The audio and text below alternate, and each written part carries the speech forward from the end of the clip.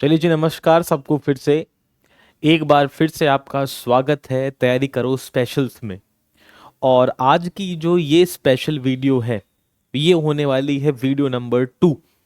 पहली वीडियो के अंदर हमने ये समझने की कोशिश करी कि क्यों दुनिया में जो मिडल ईस्ट है वो दुनिया का सबसे ज़्यादा टेंशन वाला क्षेत्र या जोन माना जाता है, जहां आए दिन कोई विद्रोह, कोई दंगे, कोई लड़ाई, कोई युद्ध होता रहता है। अब उसी बात पे चलते हुए एक और हम नए अध्याय की शुरुआत करने वाले हैं। और आज का जो हमारा टॉपिक है, इस टॉपिक को समझने के बाद आपका जो मन है वो पूरी तरीके से इस बात को समझने लग जाएगा कि आजकल जो दुनिया में हो रहा है वो क्यों हो रहा है। क्योंकि जब भी आप जियोपॉलिटिक्स या दुनिया में क्या हो रहा है इसको समझने की कोशिश करते हो, तो आप कहीं ना कहीं बैकग्राउंड से मार खा जाते हो कि भाई पीछे क्या हुआ था, कैसे हुआ था। अब उसी चीज को आसान भाषा में समझाने की मैं कोशिश करूंगा आज की वीडियो में। तो आज की हमारी वीडियो का टारगेट है, स्पेशल वीडियो का टारगेट है आज की हमारी, हम समझने वाले हैं एक ऐसे टर्म को जो टर्म हमें बहुत ज्यादा कंफ्यूज करता है, कोल्ड वॉर।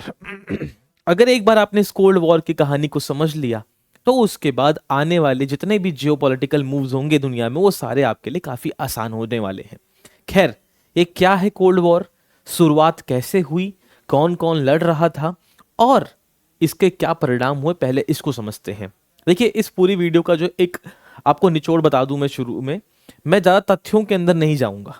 मैं आपको कोशिश करूंगा कि 15 से 20 या 30 मिनट के अंदर वो सारी समरी बता दूं कि क्या क्या इवेंट किस किस की वजह से होने शुरू हुए थे। उसके बाद कहानी आपको अपने आप समझ आने लग जाएगी। खैर, बिना किसी देरी के पहले हम इस बात को समझ लेते हैं। अगर आपने बिल्कुल भी कहानी नहीं देखी कोई, तो आपको यह बचपन से बताया गया है कि दुनिया ने दो बड़ी लड़ाइयां लड़ी हैं। एक हुई पहली और एक हुई दूसरी। एक पहली जो लड़ाई हुई थी बेटा, ये 1914 से लेके 1918 तक हुई। दूसरी लड़ाई 1939 से लेके 1945 तक हुई।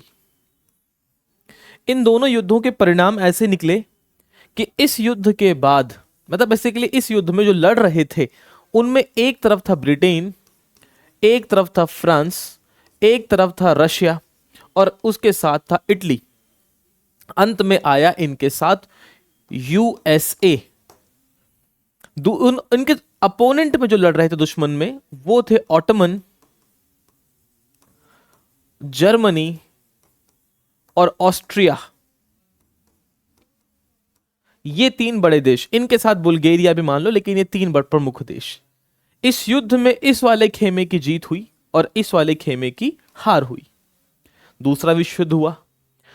ये विश्व युद्ध हुआ किन कारणों से, ये अलग मुद्दा है, लेकिन इसमें भी एक तरफ ब्रिटेन है, ब्रिटेन के साथ फ्रांस है, फ्रांस के साथ एक देश है यूएसएसआर, जो रशिया ही है, जो रशिया ही है बेटा। और इनके साथ लड़ रहा है यूएसए। इनके सामने खड़े हैं इस बार जर्मनी, जर्मनी के साथ इटली, इटली के साथ जापान। और इस खेमे में, इस लड़ाई के में भी इसी खेमे की जीत हुई और इस खेमे की हार हुई।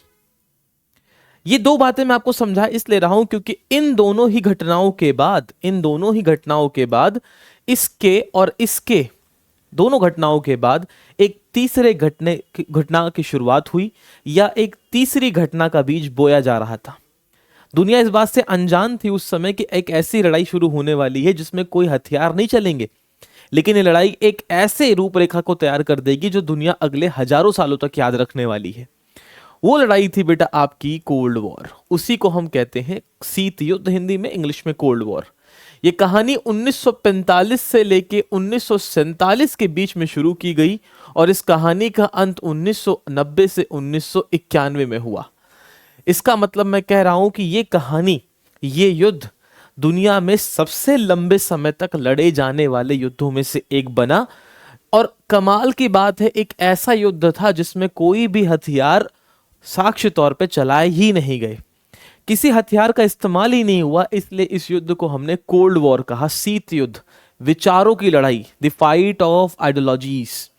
विचारधाराओं की लड़ाई इतनी बढ़ गई कि दो बड़े मित्र दोस्त, एक जो दोस्त थे वो बड़े दुश्मन देश के तौर पे बदल दिए गए। क्या थी इस कहानी, अब देखते हैं इस बारे में। तो आपको अब तक ये बात तो समझ आ गई कि 1914 से लेके 1918 में पहला वर्ल्ड वॉर, 1939 से 1945 में दूसरा वर्ल्ड वॉर, दोनों ही खेमों में इन किस वाले खेमे की जीत हुई और इस खेमे की हार हुई, और इन दोनों युद्धों के बाद शुरुआत हुई आपकी कोल्ड वॉर की। आखिर क्या कारण बने जिनकी वजह से इस कोल्ड वॉर की शुरुआत हुई, क्या कारण बने जिनकी वजह से इस कोल्ड वॉर की शुरुआत हुई? तो बच्चा देखो, दूसरे विश्व युद्ध के अंदर क्या हुआ, दूसरे विश्व युद्ध के अंदर एक ऐसी धारणा रची गई जो धारणा काफी हद तक खतरनाक बनी। अब अगर आप दूसरे विश्व युद्ध की बात करोगे तो अगर आप दुनिया के नक्शे को देखो, ये आपके सामने एक दुनिया का नक्शा है, क्यों दिखा रहा हूं अभी समझाएंगे। इस दुनिया के नक्शे में अगर आप इस पर्टिकुलर क्षेत्र को देखते हो, जो ये लाल कलर का है बेटा बच्चा, पूरा ये लाल कलर वाला क्षेत्र था, ये सही मायने में यूएसएसआर था, और उनके सामने जो एक देश था उसका नाम था यूएसए। बात को समझते चलिएगा, थोड़ा समय दीजिएगा, 5-6 मिनट बैठिए, अपने आप कहानी को समझ आ जाएगी। फिर आया आपका यूएसए। दूसरे विश्व युद्ध के अंदर ये भी है साथ में, ये भी साथ में है। अच्छा, दुश्मन में कौन था? यहां पे एक देश बैठा जिसका नाम जापान दुश्मन में था, और यहां पे एक देश बैठा था जिसका नाम जर्मनी है। ये वाला देश, ये भी किसका दुश्मन था? दूसरे विश्व युद्ध में लड़ रहा था। अब कहानी ये हुई बेटा, मैं दूसरा वर्ल्ड वॉर यहां नहीं बताऊंगा, मैं दूसरे विश्व युद्ध की कहानी बताने के लिए नहीं आया हूं, मैं यहां कोल्ड वॉर बताने के लिए आया हूं। तो बेटा कहानी ऐसी हुई कि जब ये दूसरा विश्व युद्ध चला तो यूएसए जो था और जो यूएसएसआर था, ये दोनों अच्छे मित्र तो नहीं कह सकता, लेकिन दोनों एक ही पार्टी के साथ लड़ाई लड़ रहे थे, ब्रिटेन फ्रांस के साथ, दोनों साथ में थे। फिर उसके बाद ये माना गया कि जो यूएसएसआर है, इसके एक तरफ, वैसे समझ लो ये यूएसएसआर है, इसके एक तरफ का जो खेमा था ये था सही मायने में, इसके इधर था जर्मनी, और इसके इस तरफ जो था वो था जापान। और जर्मनी और जापान दोनों ही दूसरे वर्ल्ड वॉर के अंदर लड़ाई लड़ रहे थे।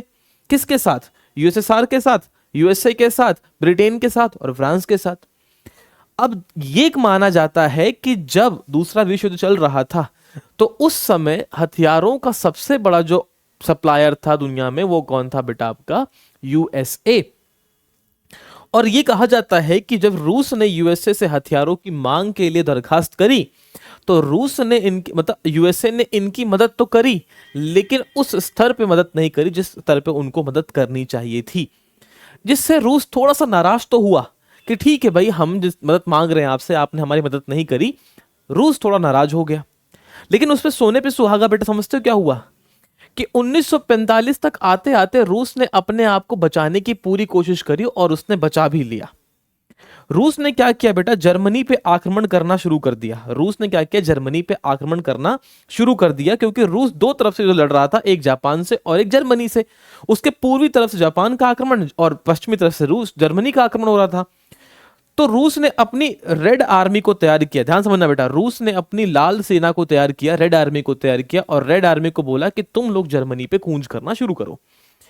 रेड आर्मी ने क्या करना शुरू कर दिया बेटा? जर्मनी के ऊपर कूंज करना शुरू कर दिया। तो अगर आप एक तरीके से जर्मनी को समझें इस तरीके से, अगर ये जर्मनी है बेटा, तो जर्मनी के एक हिस्से में रूस की सेना घुसने लग गई अंदर और हिटलर को हराने लग गई। और उसके अपोजिट में बेटा, उसके अपोजिट में इस तरफ से यूएसए की सेना, ब्रिटेन की सेना, फ्रांस की सेना घुसने लग गई इन क्षेत्रों से। और इन दोनों को बेटा आके किसी भी तरीके से कब्जा करना था बर्लिन। बर्लिन जो थी वो राजधानी थी जर्मनी की। तो कहते हैं कि रूसी सेना सबसे पहले पहुंची, और रूसी सेना के आते ही अपने आप को देख के हिटलर ने क्या कर लिया बेटा? अपने आप को एक टैंक में भरा और गोली मार ली।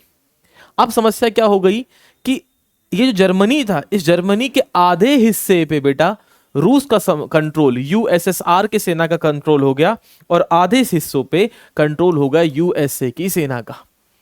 अब इस मामले में रूस ने अपनी सेना को इंटरवीन करके दूसरे वर्ल्ड वॉर का जो सबसे बड़ा लीडर था हिटलर, उसको मरने पे मजबूर कर दिया। उसकी तरफ अब रूस का प्लान क्या था कि भाई हम जापान की तरफ कूच करेंगे और जापान की तरफ अटैक करते हुए हम जापान को भी हराएंगे। लेकिन इस बीच में क्या हुआ बेटा? अमेरिका ने, देखो अब अमेरिका हालांकि ब्रिटेन का, फ्रांस का, रूस सबके साथ लड़ रहा है, लेकिन अमेरिका ने क्या किया बेटा? यहां पे 1945 में उन्होंने बेसिकली एक पहले ही प्रोजेक्ट तैयार किया, उसे कहा गया मैनहट्टन प्रोजेक्ट। ये मैनहट्टन परियोजना वो थी जिसके अंदर अमेरिका ने अपनी पहली न्यूक्लियर हथियारों की निर्माण की शुरुआत करी थी और न्यूक्लियर बम बना भी लिया था। और उसके बाद बेटा अमेरिका ने हाव ताव कुछ देखा नहीं और जापान के हिरोशिमा, ये कहानी आप बचपन सुनते आए हो, हिरोशिमा और नागासाकी के क्षेत्रों पे क्या कर दिया, न्यूक्लियर बम गिरा दिए 6 अगस्त और 9 अगस्त को, लिटिल बॉय और फैट नाम के 2 बम। इतिहास में पहली बार ऐसी घटना हुई कि पूरी दुनिया सोचने मजबूर हो गई कि ऐसे बड़े हथियारों की इजाद कैसे कर दी किसी ने। अब बात समझे बेटा, जर्मनी भी न्यूक्लियर की तैयारी कर रहा था, रूस भी न्यूक्लियर की तैयारी कर रहा था, अमेरिका भी तैयारी कर रहा था। अमेरिका जिसने जैसे हथियार तैयार किया, अमेरिका ने हाव ताव कुछ नहीं देखा और उसने हथियारों का प्रयोग करके दुनिया को यह दिखाया कि मैं दुनिया का सबसे ताकतवर देश बन चुका हूं, क्योंकि दूसरे विश्व युद्ध का अंत किसने किया है, अमेरिका ने किया है। लेकिन आप एक बात समझे बेटा, सही मायने में दूसरे वर्ल्ड वॉर की जो एंडिंग हुई थी वो शुरुआत ही कर दी थी रूस ने, जब उन्होंने हिटलर को मरने पे मजबूर कर दिया था। रूस इनको भी संभालता, लेकिन इससे पहले रूस इन तक पहुंचता, उससे पहले अमेरिका ने ये गद्दारी कर दी। और मित्र होने के बाद भी अमेरिका ने बिना किसी को बताए जब मैनहट्टन प्रोजेक्ट के बनाए गए न्यूक्लियर बम को इस्तेमाल किया तो उससे रूस अमेरिका से नाराज हो गया। नाराजगी खत्म नहीं हुई बेटा, नाराजगी और बढ़ने लग गई। क्यों बढ़ने लग गई, अब बात समझेंगे। अब ये दोनों दुश्मन तो बने, इस एक घटना के बाद इनकी दुश्मनी की शुरुआत हुई बेटा। अब इनकी दुश्मनी की शुरुआत सिर्फ ये घटना नहीं हो सकती, और बड़ी बातें भी तो होंगी, क्योंकि इतनी छोटी बातों पे ये 2 देश गुस्सा हो जाए तो बहुत छोटी सी बात हो जाएगी। तो रूस और यूएसए जो थे बेटा, इन दोनों के बीच में दुश्मनी की एक और वजह थी, वो थी विचारधाराएं, जिन्हें हम आइडियोलॉजीज कहते हैं बेटा। जो रूस था ये दुनिया भर में लोकतांत्रिक देश की स्थापना करना, सॉरी अमेरिका दुनिया भर में लोकतांत्रिक देश की स्थापना, डेमोक्रेसी की स्टैब्लिशमेंट करना चाहता था। और अमेरिका आपको पता ही है बेटा, ये दुनिया का सबसे बड़ा कैपिटलिस्ट या मैं कहूं पूंजीवाद देश है बेटा। दुनिया का सबसे बड़ा पूंजीवाद देश कौन सा है, अमेरिका। और उसके बाद दूसरा, उसका आज दुनिया में दूसरी विचारधारा चलती है, वो होती है सोशलिस्ट की, समाजवाद की विचारधारा। उसका सबसे बड़ा प्रेरक कौन था, रूस। अब लड़ाई सिर्फ यूएसएसआर और यूएसए की नहीं रह गई बेटा, लड़ाई अब पूंजी कैपिटलिज्म और सोशलिज्म की या कम्युनिज्म की हो गई। ये लड़ाई यहां से बढ़ी, शुरुआत हुई एक घटना से।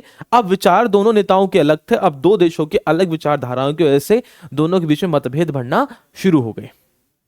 जब ये मतभेद बढ़े, इस मतभेद के बढ़ने के बाद बेटा एक बड़ी घटना पता है क्या हुई, सबसे बड़ी घटना यह हुई कि 1945 में न्यूक्लियर बम का इस्तेमाल करने के बाद, अब जब जर्मनी हार चुका था, तब सवाल यह हुआ कि अब जर्मनी से हम आगे कैसे निकले, हम जर्मनी को छोड़ें कैसे, क्योंकि जर्मनी के आधे हिस्से पे कब्जा किसका हो चुका था बेटा।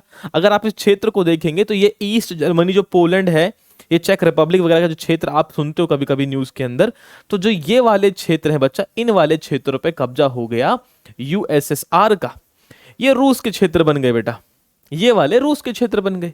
अब वहीं पे जो इधर ये नीले कलर के क्षेत्र हैं, इन पे कब्जा हो गया था अमेरिका, ब्रिटेन, फ्रांस, इन जैसे देशों का। मतलब अब ये लाल वाला क्षेत्र जो था, ये दिखाता था कि ये पश्चिमी खेमा है, वेस्टर्न फ्रंट है, और इसके जो नेतृत्व थे ये सोवियत कर रहा था। जो इधर वाला खेमा था, इसके नेतृत्व कौन करता, यूएसए कर रहा था। अब यूएसए ने बोला बेटा जर्मनी से कि भाई वर्ल्ड वॉर सेकंड तो फिनिश हो गया है, हिटलर साहब तो खत्म हो चुके हैं, अब एक काम करिए, आप जर्मनी को छोड़ दीजिए, हम जर्मनी को दोबारा से विकसित कर देंगे और जर्मनी में पूंजीवाद की स्थापना कर देंगे। अब रूस ने कहा तुम्हारे पापा के दोस्त लग रहे हैं क्या हम नहीं करने वाले ये, क्योंकि अगर हमने ऐसा कर दिया तो तुम इसे पूंजीवादी बना दोगे, और तुमने अगर इसे पूंजीवादी बना दिया तो इसका मतलब, अगर तुमने इसे कैपिटलिस्ट बना दिया, इट मींस क्या होगा बेटा, that we will not be able to control it, हमारे कंट्रोल में नहीं रहेगा।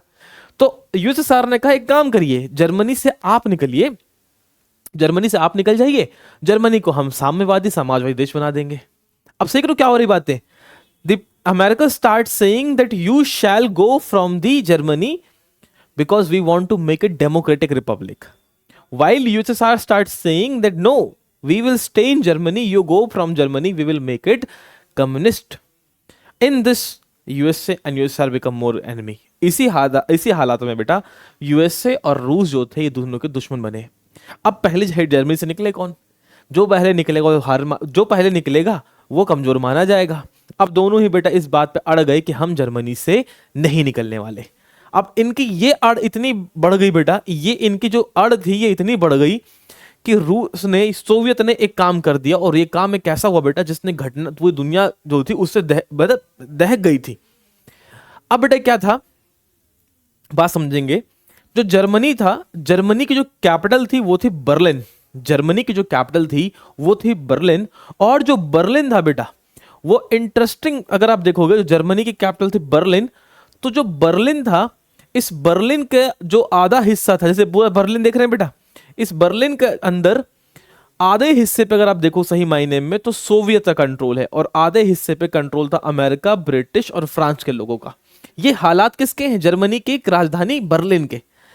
अब बर्लिन का एक हिस्सा ऐसा था बेटा, जिस हिस्से के अंदर था सोवियत का कंट्रोल, लेकिन उसके अंदर बैठी होती थी अमेरिकन सेना बैठी थी। अब अमेरिकन ने कहना शुरू कर दिया कि आप एक काम करेंगे, हमें हमारे सोल्जर्स के पास पानी खाना पहुंचाने दीजिए, हम कोई भी लड़ाई नहीं चाहते। रूस ने कहा कि हम आप पे भरोसा नहीं कर सकते, और रूस ने क्या किया बेटा, बर्लिन जो था उसको ब्लॉक कर दिया, बर्लिन में आने की अनुमति देना बंद कर दिया। अमेरिका ने रिक्वेस्ट करने लग गए कि भाई ऐसा करें ऐसा करें, लेकिन रूस ने कहा कि भाई हम आपकी बात नहीं सुनेंगे, हम आपकी एक बात भी नहीं सुनेंगे, और अगर हम आपकी एक बात भी नहीं सुनेंगे तो इसका मतलब हम आपके सिपाहियों तक खाना पानी नहीं पहुंचाएंगे, हम नहीं कर सकते, रिस्क नहीं ले सकते। क्योंकि क्या भरोसा, आप अपनी सेना लेके आओ, उनको पानी पिलाओ, उसको उन्हीं सेना को तैयार करके हम पे आक्रमण कर दो। तो रूस भी डरा हुआ था, और अमेरिका ने बेटा फिर उस समय ऐसे हालात के अंदर अपने सिपाहियों की जान बचाने के लिए आप हवा से, एयरप्लेन से, और उस समय बेटा एयरप्लेन इतने कॉमन नहीं थे। आप ये मत समझो कि जितने अच्छे एयरप्लेन आज हैं वो 1945 में चल रहे हैं सब, नहीं, उस समय एयरप्लेन भी इतने अच्छे नहीं होते थे। लेकिन फिर भी अमेरिका ने क्या किया, एयरप्लेन की मदद से खाना पहुंचाया अपने सिपाहियों तक, उनकी जान बचाई। और इस घटना ने दोनों देशों को और बड़े दुश्मन बना दिया। अब आप बात समझे कि इनकी दुश्मनी बढ़ती जा रही थी, बढ़ती जा रही थी। इस बीच में बेटा, इस बीच में एक घटना ऐसी हुई, इस बीच में घटना एक ऐसी हुई, इस घटना ने इन दोनों की दुश्मनी को और बढ़ाना शुरू कर दिया। अब बेटा देखना ध्यान से, यूएसए के एक व्यक्ति हुए जिनका नाम था मार्शल, जॉन मार्शल, आप देख लेना, मार्शल जी हैं। इन्होंने क्या किया, मार्शल नाम की एक योजना दी, मार्शल प्लान। और इस प्लान के चलते हुए इन्होंने बोला कि मैं एक काम करूंगा, जो पहला विश्व युद्ध था और दूसरा था, इन दोनों युद्धों के बाद ब्रिटेन और फ्रांस ये सब कमजोर पड़ चुके हैं।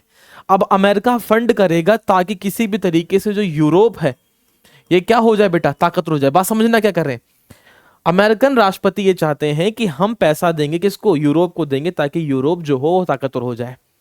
अब उस समय बेटा जो यूएसएसआर के राजा नेता थे वो थे स्टालिन, नाम है जोसेफ स्टालिन नाम के एक बंदे थे, ये संभाल रहे थे। इन्होंने आम भाषा में बोला कि ये प्लान है ना मार्शल का, ये इसलिए नहीं कर रहे क्योंकि ये यूरोप को विकसित देखना चाहते हैं, ये इसलिए कर रहे हैं ताकि यूरोप का हर एक देश अमेरिका की बोली बोलना शुरू कर दे, क्योंकि पैसा कहां से मिलेगा इनको, अमेरिका से मिलेगा। और इसके बदले में इन्होंने बोला कि हम एक और योजना लगाएंगे, हम अपनी योजना बनाएंगे और हम उन देशों को विकसित करेंगे जो दूसरे विश्व युद्ध में कमजोर पड़ चुके हैं। अब लड़ाई देखो बेटा, लड़ाई शुरू हुई दो दुश्मनों की। अब ये दुश्मनी लड़ाई धीरे धीरे विचारधाराओं की बढ़ रही, पहले इनकी विचारधाराएं अलग हुई, बर्लिन की समस्या होने लग गई। अब दो देशों क्या कर दिया, अपने आप को ऊपर उठाने के लिए कि तुम इनको 100 दोगे तो हम 200 देंगे, तुम 300 दोगे हम 400 देंगे। इस वजह से पैसों की लेन देन यूरोप के अंदर बढ़ने लग गई, एक समस्या ही बढ़ने लग गई बेटा। फिर उसके बाद क्या हुआ, अमेरिका ने एक दाव और खेला बेटा, वो दाव और खतरनाक हुआ। अमेरिका ने 1949 तक आते आते एक संगठन बनाया जिसका नाम रखा NATO, North Atlantic Treaty Organization. America ने क्या किया, एक संगठन बनाया बेटा नेटो नाम का, और उन्होंने बोला कि जो भी देश नेटो का हिस्सा बनेंगे, जो भी देश नेटो का हिस्सा बनेंगे, हम उन देशों की हिफाजत करेंगे, ये अमेरिका ने बोला बेटा। और साथ ही साथ अमेरिका ने ये बोला कि जो भी नेटो का हिस्सा बनेगा, इसका मतलब अगर किसी एक नेटो देश पे आक्रमण कोई करेगा तो इसका मतलब नेटो के हर एक देश पे आक्रमण हुआ है, और उसकी हिफाजत करने के लिए अमेरिका सबसे पहले आगे आएगा। अब इस चक्कर में बेटा क्या हुआ, जितने भी यूरोप के बड़े बड़े देश थे, अभी 2 वर्ल्ड वॉर लड़के आए थे, वो डरे हुए थे, सहमे हुए थे, वो नहीं चाहते थे कि तीसरा वर्ल्ड वॉर अगर अमेरिका और रूस के बीच में हो तो उन्हें गुलाम बना लिया जाए। इसलिए अमेरिका के साथ आया ये बेटा कनाडा, अमेरिका का साथ देने के लिए बेटा कनाडा आ गया बीच में, अमेरिका था बेटा। फिर उसके बाद अगर आप ध्यान दोगे, पुर्तगाल आ गया, फ्रांस आ गया, ब्रिटेन आ गया, स्कैंडिनेवियन देश आ गए, डेनमार्क आ गया, इटली आ गया, टर्की आ गया, और उसके बाद ग्रीस आ गया। तो सही मायने में जितने भी आसपास के देश थे यूरोप के, जो नए नए और कमजोर हुए थे, एक तो मार्शल से पैसा मिल रहेगा और नेटो का मेंबर बन जाएंगे तो प्रोटेक्शन मिलेगी, हमें कोई दिक्कत होगी नहीं। इसलिए इन्होंने क्या कर दिया बेटा, इन सब ने नेटो का हिस्सा बनना शुरू कर दिया। अब इस नेटो का हिस्सा जैसे ये लोग बने बेटा, वैसे ही जो स्टालिन थे रूस के राष्ट्रपति, उनको समझ आ गई बात कि भाई ये कोई छोटी मोटी बात नहीं है, ये मिलिट्री गेम खेला जा रहा है। तो इन्होंने भी क्या किया, एक संगठन बनाया बेटा, उस संगठन का नाम रखा वॉर्सो। और जो वॉर्सो का हिस्सा बनेगा, वॉर्सो राजधानी पोलैंड की है आज, तो जो भी वॉर्सो का हिस्सा बनेगा वो हमेशा कंसीडर क्या किया जाएगा, under the guidance and safety of the USSR. अब लड़ाई विचारधाराओं से सेना की हो चुकी थी, और सेना की अब सेनाओं की होड़ होने लग गई कि तुम इसको अपना देश का रास्ता बनाओ, हम इनको अपने मिलाएंगे, जब सब एक साथ मिल जाएंगे तो शायद हम लड़ाई लड़ लेंगे। ये इनके बीच चलने लग गया बेटा। अब इस बीच बेटा पता क्या हुआ, ये डायरेक्टली लड़ते नहीं थे क्योंकि दो बड़े देश थे और दोनों के पास न्यूक्लियर शक्ति थी, और दोनों ही न्यूक्लियर बम बनाए जा रहे थे बैक टू बैक, क्योंकि वो नहीं चाहते थे किसी भी तरीके से, रूस नहीं चाहता था कि मैं अमेरिका से नीचे हो जाऊं, अमेरिका नहीं चाहता था कि मैं रूस से नीचे हो जाऊं। बराबरी की लड़ाई होने लग गई इन दोनों की। अब इस बराबरी की लड़ाई के अंदर बेटा क्या होने लग गया कि कहीं भी छोटी मोटी लड़ाई होती थी, कहीं भी छोटी मोटी लड़ाई, तो अगर एक पक्ष में अमेरिका खड़ा है, उसके विपक्ष में यूएसए रशिया खड़ा रहेगा। जैसे अगर आप देखो कोरिया का वॉर 1951 में हुआ, कभी टाइम मिलेगा तो उसे भी कराएंगे। कोरिया वॉर 1951 में हुआ, उस कोरिया वॉर के अंदर साउथ कोरिया को सपोर्ट किया अमेरिका ने, नॉर्थ कोरिया को सपोर्ट किया रूस ने। फिर बेटा इंडिया पाकिस्तान का युद्ध ले ले, इंडिया पाकिस्तान का युद्ध जो 1971 में हुआ, उसमें जो पाकिस्तान का उसके साथ खड़ा था अमेरिका, इंडिया के साथ खड़ा था यूएसएसआर, रूस खड़ा हुआ था। तो जब भी दो कहीं पे युद्ध हो रहा है अगर, तो युद्ध छोटे लेवल पे कहीं हो रहा है, तो उसमें सपोर्ट करने के लिए पीछे कोई ना कोई बड़ा देश होना चाहिए। वो बड़ा देश अगर रूस किसी के साथ खड़ा हुआ तो उसके विपक्ष में अमेरिका रहेगा, कहीं अमेरिका खड़ा है तो उसके विपक्ष में कौन खड़ा रहेगा, रूस खड़ा रहेगा। ये लड़ाई डायरेक्टली नहीं लड़ पा रहे हैं लोग, क्योंकि इनको पता है अगर डायरेक्टली लड़ाएंगे तो बहुत बड़ी लड़ाई हो जाएगी, क्योंकि नेटो बहुत सारे देश हो गए, वॉर्सो बड़े देश हो गए, सब में न्यूक्लियर हम सबके पास है, अगर लड़ पड़े एक साथ तो खत्म हो जाएंगे। तो ये नहीं कर सकते, इसलिए कहीं भी मौका मिलता था तो एक दूसरे की टांग खींचना, उनको पीछे दिखाने की लड़ाई शुरू कर दी इन्होंने। इसे कहा गया प्रॉक्सी वॉर्स। छोटे छोटे युद्धों में अपनी सेनाएं भेज के, अपने हथियार भेज के उस देश को ताकतवर करना ताकि विपक्ष हार जाए। इस तरीके से लड़ाई शुरू हुई। तो जो ये बर्लिन वॉल है, सॉरी, ये सब चीजें होने लग गई। अब इसमें क्या हुआ बेटा, धीरे धीरे क्या हुआ, समस्या इतनी बढ़ गई कि दो देश आपस में जो सेना के लिए अलग हुए, ये विचारधाराएं अलग हुई। उस विचारधाराओं का सबसे बड़ा एग्जाम्पल हुआ बेटा बर्लिन की दीवार। जर्मनी, मैंने बताया बर्लिन की राजधानी, सॉरी बर्लिन की जो है जर्मनी की राजधानी है। तो बर्लिन के अंदर दो हिस्से हो गए, जो बताया ना मैंने ये वाला पॉइंट। तो बर्लिन के अंदर दो हिस्से हो गए बेटा। तो बर्लिन जब दो हिस्सों में बन गया ना, ऐसे दो हिस्सों में ऐसा हो गया, तो यहां पे जो आप ये लाइन देख पा रहे हो ना, यहां पे एक दीवार खींच दी गई इस तरीके से, ये। और जो ये दीवार थी बेटा, इसको बर्लिन वॉल कहा गया था। बर्लिन दीवार के एक तरफ सोवियत और मतलब कम्युनिज्म वाले लोग, समाजवादी लोग थे, और बर्लिन वॉल के इस तरफ सारे कैपिटलिस्ट डेमोक्रेटिकल लोग थे। और बर्लिन की दीवार को सिंबॉलिक रिप्रेजेंटेशन माना गया कोल्ड वॉर का। बर्लिन की दीवार इस बात को दर्शाती थी कि इतने खतरनाक हालात हो चुके थे उस समय दुनिया के, कि पूरी दुनिया दो हिस्सों में बढ़ चुकी थी। एक तरफ सब रूस के साथ हैं, एक तरफ सब अमेरिका के साथ हैं, तीसरे में कुछ गरीब देश थे, इंडिया जैसे, इजिप्ट जैसे। लास्ट क्लास में बताया था मैंने गमाल अब्दुल नासिर के बारे में, कि जो नासिर थे वो नहीं चाहते थे कि वो किसी भी देश के साथ हो, इसलिए उन्होंने राष्ट्रवाद की एक नई भूमिका की शुरुआत करी थी। पंडित नेहरू नहीं चाहते थे किसी के साथ रहे, इसलिए उन्होंने नॉन अलाइन मूवमेंट की एक नई विचारधारा की शुरुआत करी थी। तो कुछ देश किसी का हिस्सा नहीं थे, लेकिन अधिकतर दुनिया जो थी दो हिस्सों में बढ़ चुकी थी बेटा। अब जब दो हिस्सों में बढ़ चुकी थी, तो ये बर्लिन की जो दीवार थी ना, ये इस बात की गारंटी मानी गई कि अब दुनिया दो हिस्सों में बढ़ चुकी है, और बर्लिन उसका सेंटर पॉइंट था। जिस दिन ये बर्लिन की दीवार गिरेगी, उस दिन समझ जाएंगे कि हम कोल्ड वॉर खत्म कर रहे हैं। अदरवाइज कोल्ड वॉर चल रहा है दो देशों के बीच में, सब कुछ सही चल रहा है, लड़ाइयां हो रही हैं, कहीं बड़ी युद्ध नहीं हो रहा, नॉर्मल सब लोग आपसी लड़ाई लड़ रहे हैं विचारधाराओं की। फिर एक संकट आई बेटा, वो संकट इतना खतरनाक हुआ, उस संकट ने दुनिया को इस कगार पे खड़ा कर दिया कि भाई अब तो खत्म, अब हम खत्म, अब हमें कोई नहीं बचा सकता। ये का संकट हुआ बेटा Cuba missile crisis, Cuba missile संकट 1961-62 का। क्या था ये समझते हैं बेटा। अगर आप सही से देखोगे तो इस पूरे नक्शे के अंदर आपको सब कुछ ब्लू या फिर रेड या पिंक दिख रहा होगा। अगर उसी पिंक श्रेणी में आओगे तो यहां पे देखना बेटा, आपको एक छोटा सा क्षेत्र दिख रहा है, और ये पिंक है तो इसका मतलब क्या है, या रेड है इसका मतलब क्या है, कहीं ना कहीं वॉर्सो का मेंबर है या रूस के साथ जुड़ा हुआ उनका एक संगठन है। बात समझना, ये अमेरिका है बेटा, और अमेरिका के पास में ही एक छोटा सा टापू है क्यूबा नाम का। राजधानी हवाना है। और वहां के उस समय के जो तानाशाह थे उनका नाम था फिदेल कास्त्रो। रूस के बहुत अच्छे मित्र थे। अब फिदेल कास्त्रो साहब जो थे बेटा, वो रूस के मित्र भी थे, और रूस चाहता था कि भाई ये सही मौका है, मैं अमेरिका को यहां से बाजी पलटने के लिए मजबूर कर सकता हूं। अब रूस ने क्या किया बेटा, रूस ने एक षड्यंत्र रचा। उस षड्यंत्र का परिणाम सबको भुगतना पड़ता, लेकिन अच्छी बात है कोई बड़ा नतीजा नहीं निकला उसका। रूस ने षड्यंत्र ये किया बेटा कि अपनी सेनाओं का इस्तेमाल करके उसने क्या किया, ये क्यूबा नाम का देश है, यहां पे कई सारे जो मिसाइल थे इनको लगा दिए। और इनका ये प्लान था कि यहीं से हम अटैक करेंगे इस तरीके से, और अमेरिका को हम टारगेट कर लेंगे। और पता बेटा इंटरेस्टिंग बात ये थी कि रूस इतना ताकतवर हो चुका था कि इस बात की खबर अमेरिका को 7 से 8 दिन बाद लगी कि भाई कुछ ऐसा भी है। जैसे अमेरिका को बेटा इस बात की पता लगी, भनक लगी कि भाई ये करने वाले हैं, वैसे बेटा जो उनके जंगी जहाजी बेड़े थे वो समुद्र में उतर गए। अमेरिका के जंगी बेड़े समुद्र में उतर गए। रूस इस कदम से पीछे हटता तो डरा हुआ माना जाता, इसलिए रूस ने भी बेटा अपने जंगी बेड़े क्या कर दिए, जहाज में उतार दिए। अब एक तरफ रूस के जंगी बेड़े हो चुके हैं और एक तरफ अमेरिका के जंगी बेड़े हो चुके हैं, दोनों लड़ाई के लिए समुद्र में आ रहे हैं, एक दूसरे के सामने खड़े हुए हैं, लेकिन हथियार कोई नहीं चला रहा, क्योंकि वो समझ चुके थे इस बात को, अगर हथियार चल गया तो एक ऐसी लड़ाई की शुरुआत हो जाएगी जिसमें न्यूक्लियर बम का प्रयोग होगा। और न्यूक्लियर वेपन का यूज, इसका मतलब ये है कि दुनिया खत्म, बिल्कुल खत्म हो सकती है, क्योंकि किसी को पता नहीं, अगर अमेरिका पूरे रूस को खत्म कर देता तो एक मिसाइल ऐसी जरूर गिरती अमेरिका के ऊपर जो पूरे अमेरिका को खत्म कर सकती थी, इतनी पोटेंशियल थी। अब आप इस खतरनाक बात को समझ के देखें कि जब जापान के हिरोशिमा नागासाकी पे बम गिराए गए बेटा, तो वो 6 और 9 अगस्त को छोटे छोटे बम गिराए गए थे, 10 टन 12 टन ऐसे छोटे छोटे बम। अब जो बम बने थे बेटा वो 1000 टन 2000 टन भारी भरकम बड़े बड़े न्यूक्लियर बम थे। तो हिरोशिमा नागासाकी में तो बस एक उदाहरण था दुनिया को दिखाने के लिए कि मतलब एक हम लोग चींटी मारने के लिए उन्होंने ईंट फेंक दी, समझ रहे बात को। अब चींटी तो हम हैं ही, दुनिया चींटी है, अब पत्थर बन चुके हैं, ईंट नहीं है पत्थर हैं बड़े बड़े।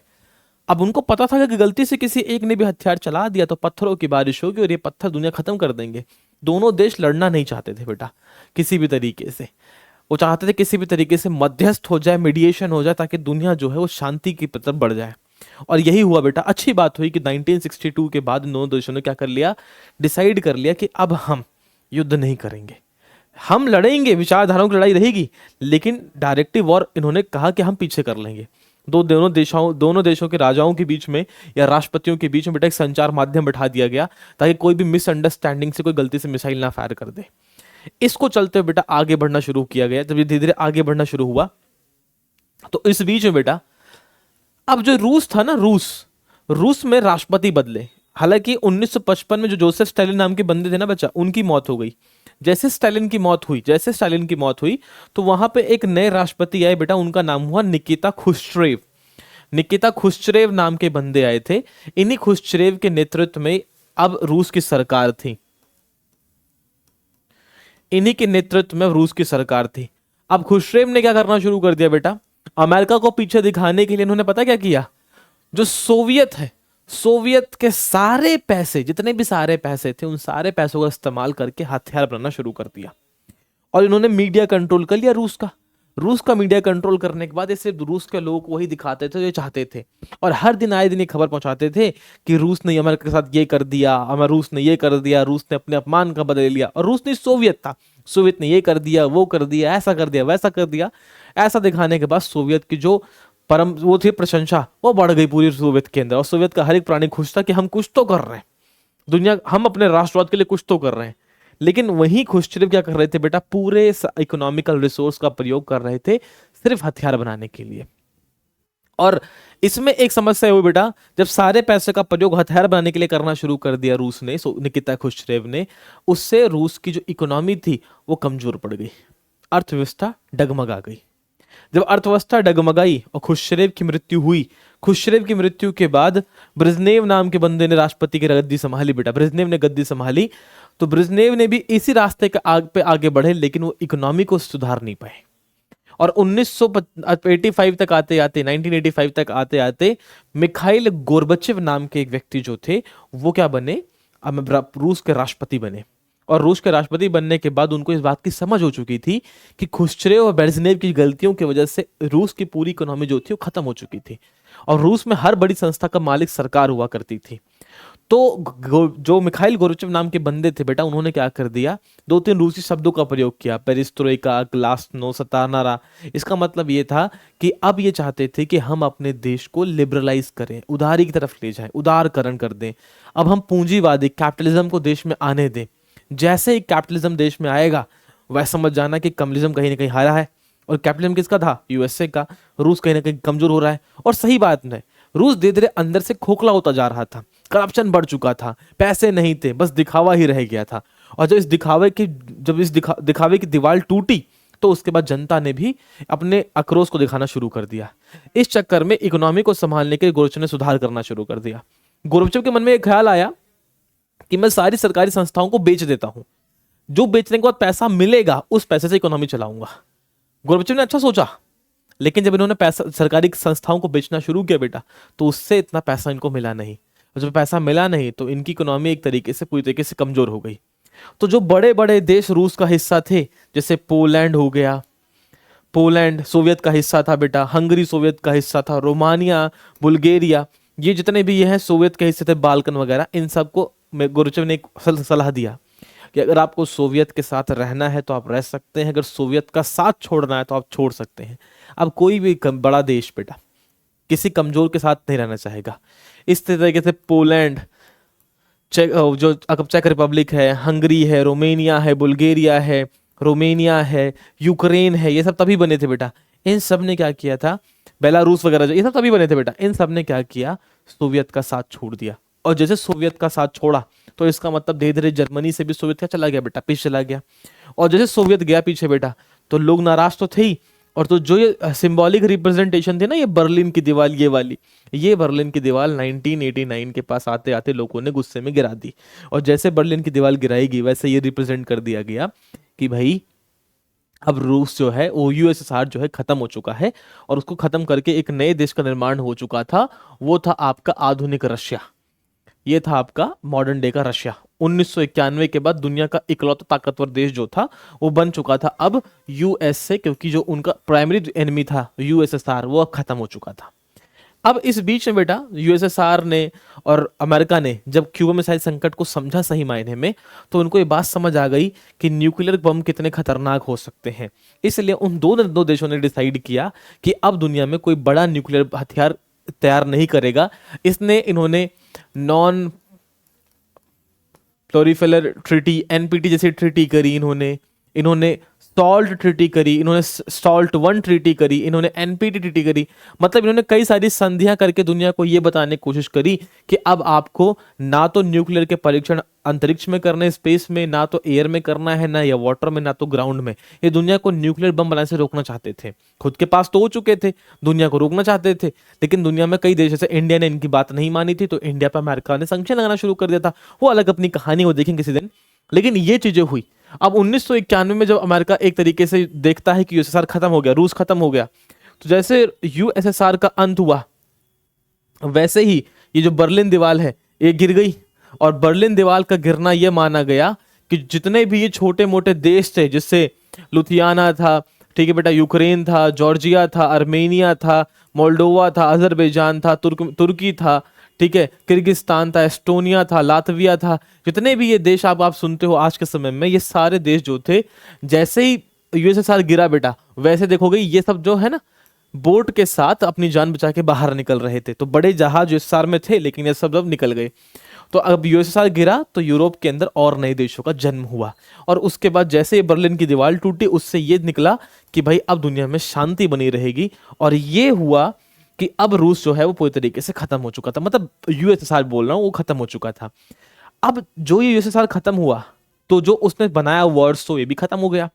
लेकिन अमेरिका ने क्या किया बेटा, जो नेटो है उसको नहीं खत्म किया। और अमेरिका का नेटो का जो प्रभाव है, उसी प्रभाव का डर आज यूक्रेन और रूस का युद्ध है। और अब रूस और अमेरिका दुश्मन ही क्यों है, आप समझ चुके हो पूरी तरीके से, क्योंकि उनकी जो दुश्मनी की शुरुआत है वो आज नहीं, करीबन 100 साल पुरानी कहानी है। तो आज की कहानी में हम इतना ही करेंगे। आज के जो 35-36 मिनट हुए हमारे, इसमें हम इतना ही करेंगे। अगले दिन हम आपसे, मतलब नेक्स्ट वीडियो में, किसी नेक्स्ट स्पेशल टॉपिक की शुरुआत करेंगे। आज इतना ही करेंगे। होप आपने पसंद किया है, तो आप इसको शेयर करें, अपने दोस्तों को दिखाएं ताकि वो जियो पॉलिटिक्स को समझें। और आप कमेंट करके बता सकते हैं कि अगली स्पेशल वीडियो आप किस टॉपिक पे जानना चाहेंगे, तो हमें थोड़ा सा आसानी हो जाएगी आपको आपसे डिस्कस करने के लिए। दूसरा, बस दूसरा क्या ही बेटा, thank you, bye bye and take care.